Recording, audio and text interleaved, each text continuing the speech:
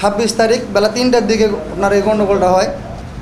আপনার বড় ভাইকে নিয়ে মেডিকেল নিয়ে যাওয়ার পর আপনার চিকিৎসা করে, তারপর আপনার মামলায় থানায় যেয়ে আপনার ওই মামলা দায়ের করি। মামলা দায়ের করার পরে যাই বিভিন্ন বাবদ খরচ বাবদ আমাদের কাছ থেকে 12,000 টাকা নেয় এসআই মাহবুব।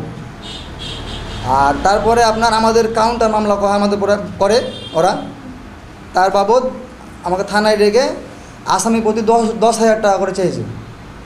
আমরা তো টাকা দিতে পারিনি, বিদায় ধরলেন আমাদেরকে এত হয়রানি করছে। হ্যাঁ, আবার আমাদের ধরলেন 22 দিন আগে মামলা করা, আমাদের কোনো চার্জশিটই যায়নি, ওদের চার্জশিট আপনার দিয়ে দিয়েছে।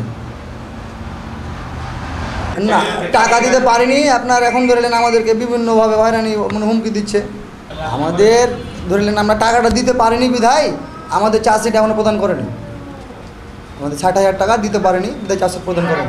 একটা সুষ্ঠু দাবি চাচ্ছি যে আমাদের যে মামলাটার একটা সুষ্ঠু বিচার পাই আমরা।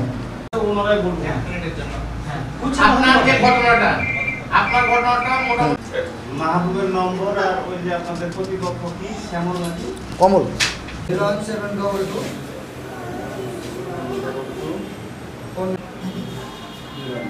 01722 হ্যাঁ 4926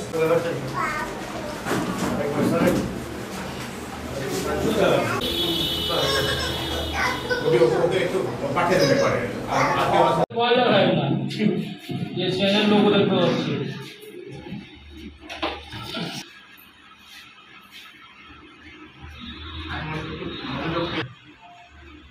जीवन में कुछ बहुत के लिए समझा सकते हैं।